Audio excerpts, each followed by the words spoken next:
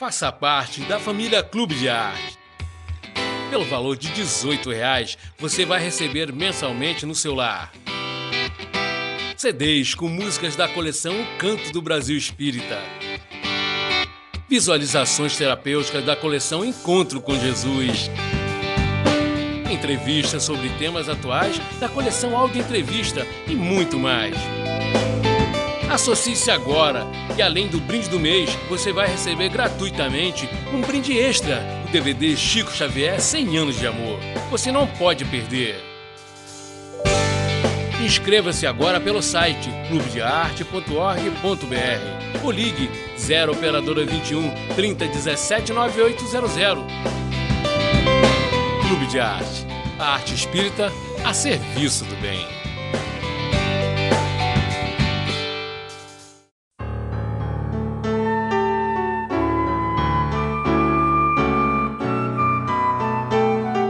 Olá, estamos iniciando mais um Despertar Espírita, uma pausa nas tribulações da semana para você refletir, armazenar novas energias e se preparar para os desafios do dia a dia.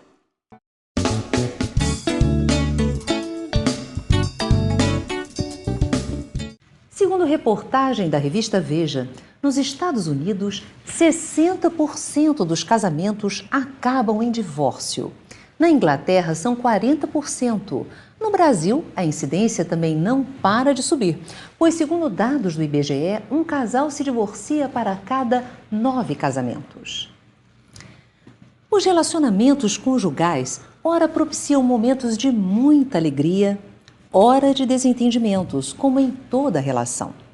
As dificuldades se apresentam durante a convivência, quando se compartilha todos os tipos de problemas. Por que é difícil manter um relacionamento conjugal? Eles são planejados na espiritualidade? O que fazer para manter um relacionamento conjugal saudável? Para conversar conosco sobre este tema está aqui Ana Guimarães. Ela é professora, escritora e expositora espírita. Ana, bem-vinda ao nosso programa. É uma alegria estar com vocês sempre. Ana, por que é difícil manter um relacionamento conjugal? Difícil é uma palavra cuja mão vai para baixo. Então, quando você abaixa, alguém puxa e a gente fica pior.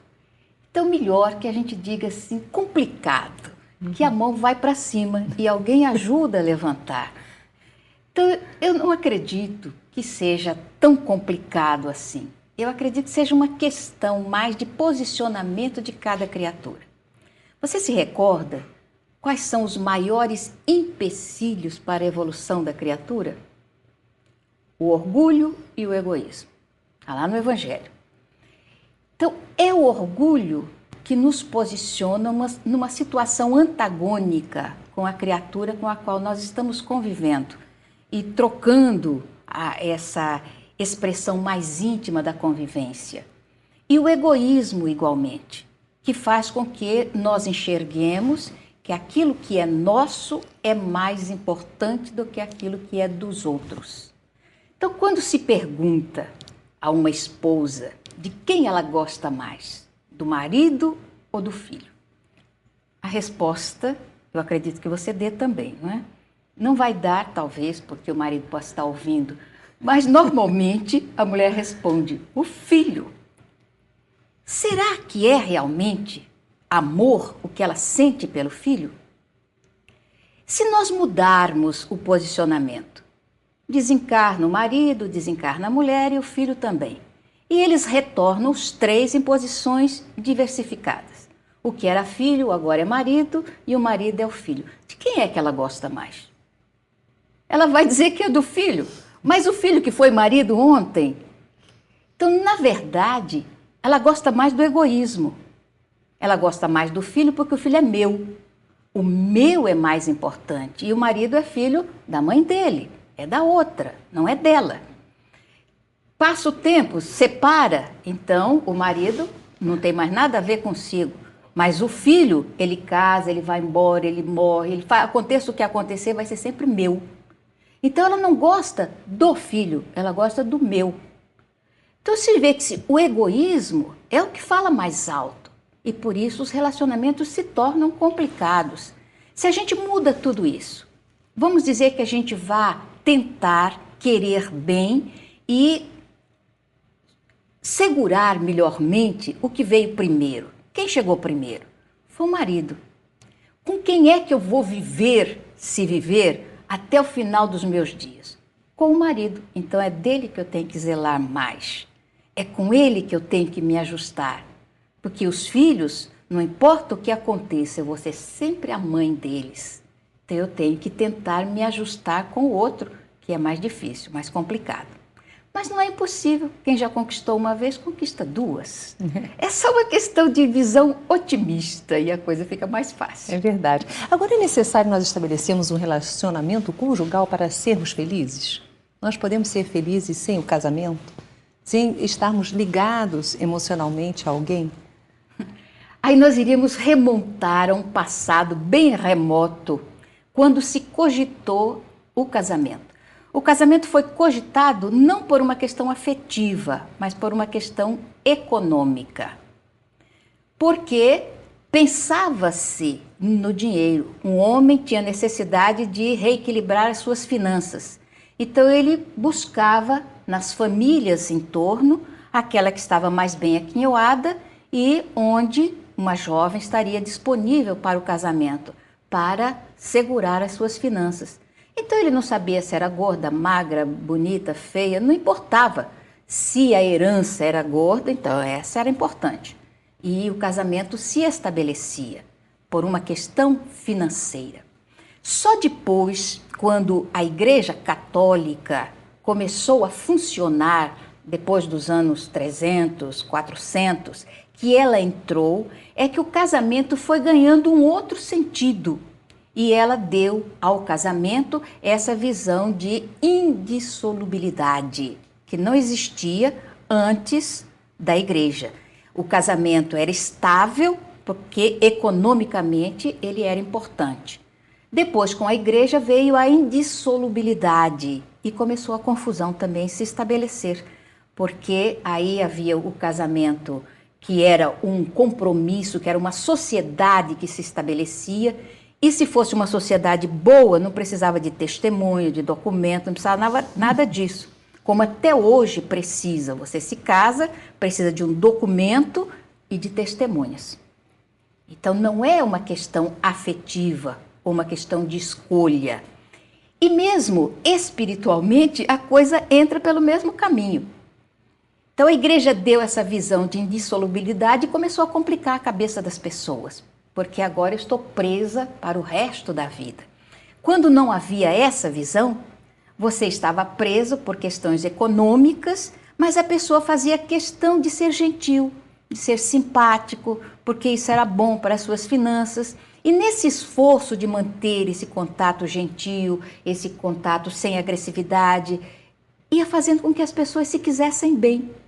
Quando chegava nos finalmente da separação através da desencarnação, as pessoas sentiam falta do companheiro, do amigo, do partícipe da sua vida, ou da mãe dos seus filhos, ou do pai dos seus filhos. Era tão mais simples do que essa visão religiosa que se deu ao casamento, que é a que conserva até hoje e a que complica também.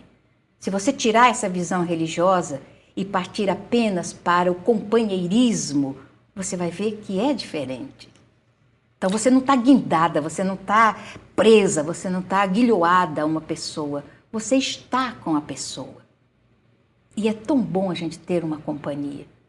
Pois é, em cima disso eu tenho a próxima pergunta. O objetivo do casamento é só ter filhos? Não, não é só ter filhos. O Evangelho diz assim: amai os vossos inimigos. Fazei o bem àqueles que vos perseguem e àqueles que vos caluniam. Se você olhar bem a vida, de uma forma geral, quem é o nosso maior inimigo? Aquele que faz a gente chorar, que faz a gente sofrer, que nos machuca, que nos magoa e que faz um monte de coisa complicada na vida da gente. Geralmente, ou é o marido ou é a mulher. Então, a gente vai observar que essas criaturas que estão ao nosso lado são aquelas que o Evangelho manda que a gente ame. Ame o seu inimigo, o que te faz chorar, o que te faz sofrer, o que te magoa, o que faz uma série de coisas que te deixa infeliz. Agora, quando você consegue querer bem, os motivos que nos infelicitavam antes desaparecem.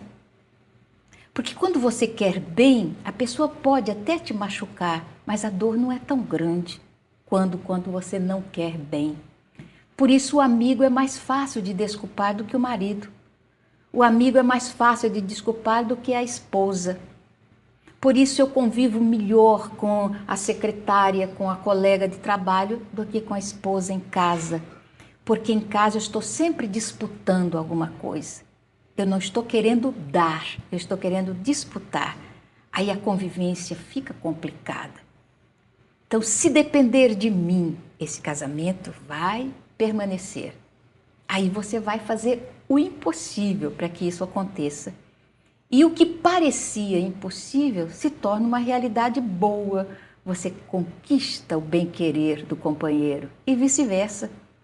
Aí é aquele companheirismo que a gente já viu tantas vezes, aquelas cabecinhas brancas de mão dada, assim, caminhando pela rua e a gente olha com uma inveja muito grande ou com uma vontade de que o mundo todo fosse assim. E quando a gente vê os filhos que chegam e que representam uma parte muito séria da nossa existência, a coisa fica mais forte ainda.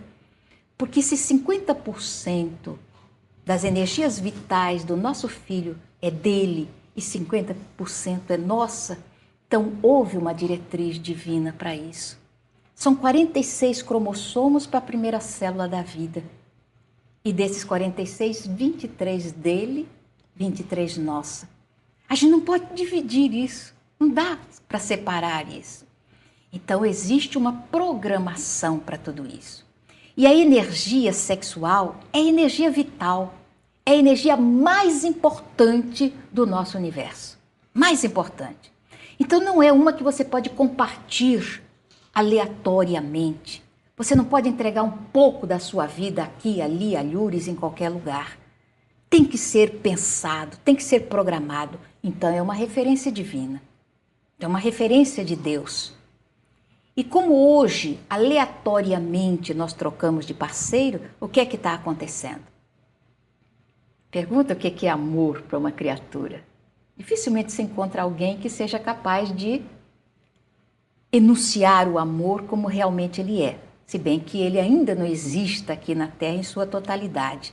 Mas é difícil mensurar, porque ele foi substituído pelas emoções sexuais, que não tem nada a ver com amor. É uma questão fisiológica só. A afetividade é diferente. É uma questão de vibração. Então, é essa vibração que a gente vai juntar. Existe, então, um planejamento no plano espiritual para as famílias? Existe. André Luiz foi quem dimensionou isso com muita clareza no livro Nosso Lar. Então, existe porque nós somos um investimento divino. E quando Deus investe em alguma coisa, ele investe para acertar, para ganhar. Ele nunca faz investimentos aleatórios como nós fazemos. Então, é para acertar. Então, ele cria o quê? O encantamento entre duas pessoas. Então, você olha para alguém e se encanta com esse alguém. Você não detalha o alguém. É um encantamento. Meu Deus, me apaixonei pelo rapaz. E ele por ela igualmente.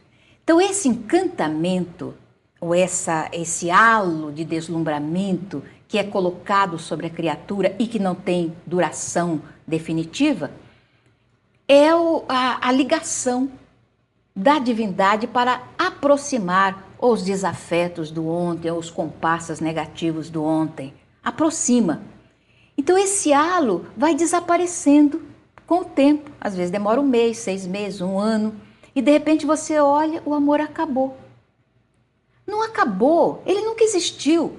O que existe é a responsabilidade de buscarmos um entendimento com uma outra pessoa, porque a gente se desentendeu com ela. E é tanto mais desagradável isso quanto maior a responsabilidade que nós temos com a outra pessoa. E aí os filhos vêm para ajudar na reconstrução de alguma coisa. O Espiritismo tem que ensinar isso às pessoas. Tem que demonstrar. Casamento não representa férias. Casamento não é aquele momento agradável, porque ele passa. Ele é passageiro. Então você, de repente, aquela pessoa que te deslumbrou, você olha e já não deslumbra mais. Aí você encontra uma outra pessoa que deslumbra. Aí outra pessoa. E aí não acaba. Então nós temos que desenvolver a capacidade de querer bem. Eu vou gostar deste fulano, não importa o que aconteça. E quando a gente quer, nada nos segura. A gente consegue. Então vai convivendo e de repente aquilo que era uma animosidade vai mudando. Nossa, eu tenho visto acontecer isso tantas vezes que cada vez mais sedimenta em mim essa certeza de que quando você se esforça para domar as tendências negativas, tanto mais você conquista valores que te tornam amiga. Veja bem, Yasmin, é fácil você enxergar isso. Você deve ter amigos, não tem? Amigos que você quer bem, mas que não tem nada a ver com uma ligação mais íntima. Onde você conquistou esses amigos? No baile? Na festa? Em algum lugar? Não, você conquistou dentro de casa. Então aquele marido que chega e enxuga teus olhos e enche a tua alma, pode ser aquele marido do passado com quem você conviveu harmonicamente, ou filho que você ajudou a crescer e que está agora aqui para dizer assim, aguenta firme, vai acabar, isso aí não é para toda a vida. Dá aquele sustento. É o amor que saiu de dentro do lar. Então essas pessoas que a gente olha e fala assim, nossa, eu amo você, gratuitamente. Quer dizer, esse amor já foi sendo trabalhado desde o passado. Da mesma forma que as inimizades que a gente encontra. Aquela criatura que vem e nos massacra, nos fere. Então são aqueles que a gente deixou para trás e não trabalhou no sentido de conquistar amigavelmente. Tudo volta, ação e reação, causa e efeito. Ana, como é que nós podemos interpretar a mensagem que Kardec traz, que nos oferece no Evangelho segundo o Espiritismo sobre o divórcio? Quando ele é justificável? São dois discursos distintos. Porque ele diz assim, quando a situação já está premente e corre risco de uma conclusão fatal, melhor a separação. É o mais viável. Mas nós somos espíritas. Então a nossa visão é reencarnacionista. Por isso que a casa espírita tem um teor muito importante na nossa vida, para nos dar uma visão diferenciada. Então, olha Jesus dizendo, é lícito dar a carta de divórcio por motivo de adultério, reticência. Mas isto ocorre pela dureza dos vossos corações. Então Jesus não sanciona nada. Ele faz uma ressalva. Quer dizer, se não fosse a dureza do coração, você aprenderia a desculpar. Que, aliás, o perdoar é um dos aspectos de caridade como Jesus entendia. Então nós vamos aprender a perdoar, aprender a desculpar. Porque a nossa visão é obliterada. Se o meu marido me engana, na verdade ele não está me enganando, ele está enganando a ele. Ele se engana. Agora, quando eu ajo negativamente, aí então eu estou realmente me enganando, porque eu estou enxergando, tendo uma visão ilusória. E quem tem que acertar na realidade sou eu. Eu é que tenho que acertar. Por isso a Escritura diz, se tu quem ame. Quem é o tu na história? Se eu estou lendo, o tu sou eu. Se é você que lê, o tu é você. Então, se tu quem ame. Não diz que seja ele, ou seja ela, ou seja fulano ou beltrano. Não, é tu. Então, a gente tem que fazer esse possível. E a coisa fica muito bonita. Nossa, fica assim. Quando eu me esforço e, de repente, eu descubro que eu consegui desculpar, que eu consegui perdoar, que aquilo que me magoou, que me feriu profundamente, que me fez chorar tantas vezes, eu consegui passar uma borracha em cima daquilo e consegui olhar para a criatura e dizer, eu gosto de você. E de repente esse gosto saiu lá de dentro. É a verdade. A alegria que a gente tem não tem preço, Yasmin, não tem preço. É a coisa mais grandiosa do mundo quando você percebe que conseguiu. É igual a moça que pula com a vara, né? De repente ela voa e cai do outro lado e levanta, consegui. E você dizer a mesma coisa. Aquela vontade de reagir com violência e você cala tudo isso. Aí você fala, meu Senhor, eu consegui. Não tem preço. Muito obrigada, Ana, pela sua participação no nosso programa.